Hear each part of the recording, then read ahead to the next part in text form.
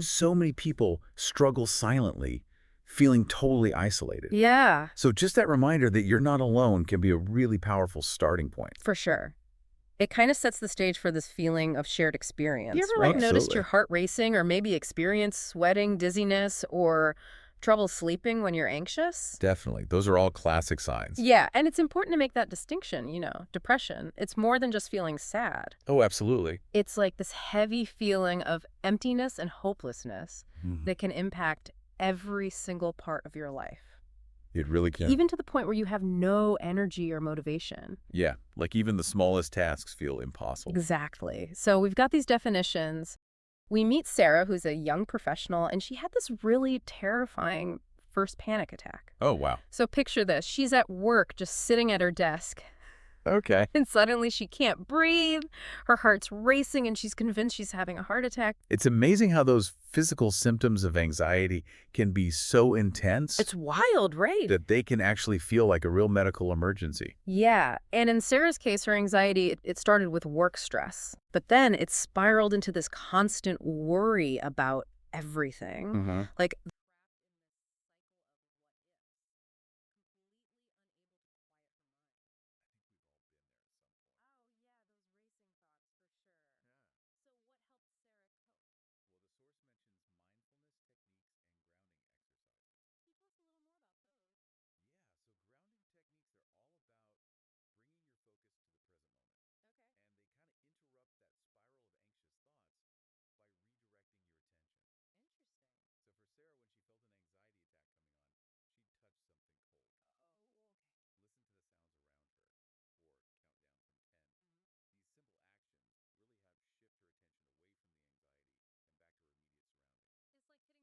CBT? or CBT. Hmm. What makes CBT so valuable for dealing with anxiety? Well, CBT helps you identify and change those negative thought patterns that are fueling the anxiety. Cognitive behavioral therapy? Explains how CBT was a turning point for Sarah because it gave her the tools to challenge her irrational thoughts and replace them with more realistic and balanced ones.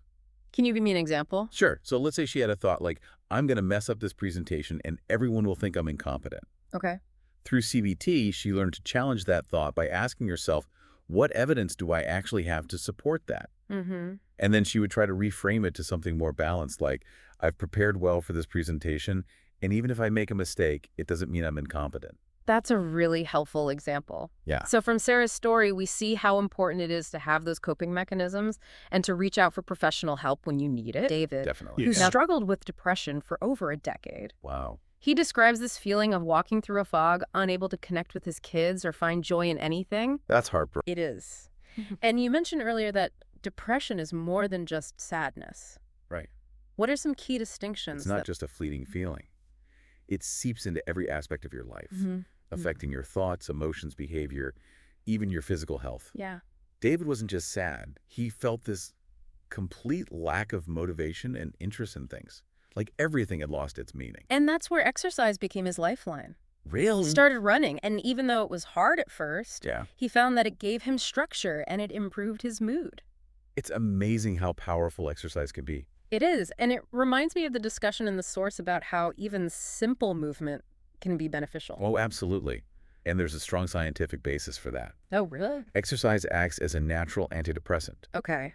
by prompting your brain to release endorphins, Mm-hmm. which have mood-boosting effects. I've heard of those. It also helps regulate other neurochemicals like dopamine and serotonin, which play key roles in mood motivation and feelings of well-being. Interesting. And on top of that, exercise reduces cortisol, which is the stress hormone, Okay. and that can actually worsen depression symptoms. So it's not just about those runner's high endorphins. Yeah. It's like a whole bunch of positive changes happening in your brain and body. Exactly. Now, David also found that having a routine was really helpful in managing his depression. Interesting. Even small tasks like getting out of bed, taking a shower, or eating a balanced meal became victories for him. I can see that. Why do you think routine is so important when you're dealing with depression? Well, I think when you're struggling with depression, it's easy to feel totally overwhelmed. Mm-hmm. Routine provides a sense of structure, predictability, and accomplishment, Right. which can be incredibly grounding when you're feeling lost in that fog of depression. Yeah. It helps break down those seemingly impossible tasks into smaller, more manageable steps. It's like creating a roadmap for your day, giving Exactly. you a sense of direction and purpose. Now, the source goes beyond these personal stories to offer a wider set of practical strategies for managing anxiety and depression. It's like a toolbox of techniques that anyone can benefit from. I like that analogy. So let's dive into some of these practical tips. The source talks about the importance of establishing a routine, Hmm. exercising regularly, Right. and practicing mindfulness and meditation. Okay. What are some of the key takeaways from these strategies that you think would be helpful for our listeners? Well, routine, as we saw with David, creates structure and predictability, Mm-hmm. which can be incredibly grounding, especially when you're struggling with depression and feeling overwhelmed. Ah. It's about setting small, achievable goals for each day and gradually building from there. So it's not about creating this rigid schedule, Right. but more about finding a rhythm that works for you. Exactly. What about exercise? What types of activities does the source recommend? Well, the great thing is it doesn't have to be anything super intense. Okay. The source emphasizes that any type of movement can be beneficial. Like what? A brisk walk, a yoga class, even dancing around your living room. It all counts. Really? The key is to find activities that you enjoy and make them a regular part of your routine. So it's about finding those little pockets of time to move your body and Exactly. get those mood-boosting benefits. Yeah. Now, the source also highlights mindfulness and meditation. Cool. Those sound a bit more abstract. Yeah. How can our listeners practically incorporate those into their daily life? So mindfulness is about bringing your attention to the present moment without judgment. Oh, It's about noticing your thoughts, feelings, and sensations without getting swept away by them. mm-hmm. You can practice mindfulness through simple activities like paying attention to your breath, Okay. focusing on the sensations of your body, Right. or engaging in a mindful walking meditation. So it's like creating a pause button amidst the chaos of everyday life. Yeah, I like that. So we have routine exercise and mindfulness. What are some other practical strategies that the source recommends? Well, reaching out for support is Yeah. crucial, In what way? whether it's connecting with loved ones, joining a support group, or seeking professional help through therapy. Mm-hmm. Talking about your feelings and experiences can make a huge difference. I'm curious, what specific benefits does the source highlight when it comes to reaching out for support? Yeah. What can our listeners expect to gain from connecting with others in this way? Well, Hmm. the source emphasizes that connecting with others can help combat that isolation Right. that often comes with anxiety and depression. Yeah. It can give you a sense of validation, knowing that other people understand what you're going through. Mm-hmm. And it can offer practical advice and coping strategies from people who've been there. So it's about building a support network Exactly. where you feel heard, understood, and empowered. Yeah. Now, along with reaching out for support, the source also talks about prioritizing sleep and nutrition. Right. And I think those are often overlooked aspects of well-being. They really are. How do sleep and nutrition tie into managing anxiety and depression? Well, they're fundamental. Think of it this way. Your brain and body need the right fuel and rest Right. to function at their best. Mm, And that includes managing your mental health. makes sense. When you're sleep deprived or not eating a balanced diet, Yeah. it can make anxiety and depression symptoms worse. It's like trying to run a car on an empty tank and worn out tires. Exactly. It's not going to work well. So what are some practical tips from the source Okay. that our listeners can use to improve their sleep and nutrition? Well, the source recommends aiming for 7 to 9 hours of quality sleep each night. Okay. It sounds simple enough, Right. but it can be tough for a lot of people. Yeah. Creating a relaxing bedtime routine, avoiding caffeine and alcohol before bed, Mm-hmm. and making sure your bedroom is dark, quiet, and cool can all help. So setting yourself up for sleep success. Yeah. And as for nutrition, focus on a balanced diet, Okay. rich in whole foods, fruits, vegetables, lean proteins, whole grains. So the good stuff. Exactly. And try to limit those processed foods, sugary drinks, and too much caffeine. All of those can mess with your mood and energy levels. It's about making those small, consistent changes that really support your overall well-being. Absolutely. Now, there's another strategy from the source that I found really empowering. Okay. What's that? Challenging negative thoughts. That's a big one. It is. We all have those negative thought patterns that can spiral. Oh, yeah, for sure. How does the source recommend tackling those? Well, the source explains that both anxiety and depression Okay. often involve distorted thinking patterns. Interesting. These are thoughts that are exaggerated negative Oh, and often just not based in reality. right. And through therapy, you can learn to recognize those negative thoughts Okay. as they come up and challenge whether they're actually true. So how would that work in practice? Let's say you're feeling super overwhelmed at work Okay. and you have this thought pop in your head, Mm-hmm. I can't handle this. Yeah. I'm going to fail. Oh, yeah. Been there. The first step is just to notice that thought Okay. without judging yourself for having it. And then you can start to challenge it Yeah. by asking yourself, is this thought really true? Mm. What evidence do I have to support it? Okay. Is there another way to look at this situation? Interesting. By challenging that negative thought, you can start to reframe it Okay. to something more balanced and realistic. Like what? Like, I'm feeling overwhelmed right now, but I've handled tough situations before. Right. I can break this down into smaller steps and take it one day at a time.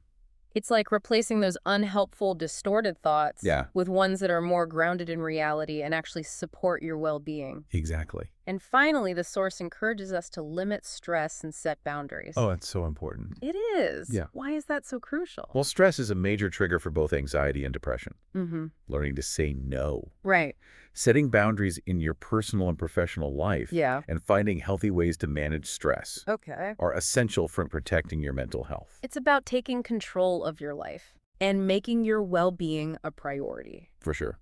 Now, as we've been discussing these practical strategies, I keep thinking back to Sarah and David's personal stories. Yeah, me too.